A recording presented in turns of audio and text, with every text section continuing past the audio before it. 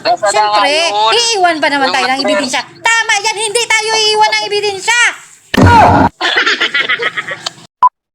Pag sabing share your screen, pag sabing open your message, biglang pinatay na. Pagbalik, wala na. Malinis na. Siyempre, iiwan ba naman tayo ng ebidensya? Tama yan, hindi tayo iiwan ng ebidensya!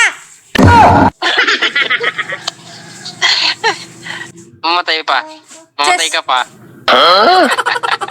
Nasaan na nga yun? Yung binura ko. Nasaan na nga yun? Yung text. Yung... Gawain mo na yan, normal ka. Noon pa.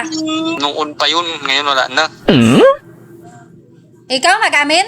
Hindi ka nga mag-amin noon eh. Ngayon pa kaya? Hindi aamin! Kahit mahuli, hindi aamin!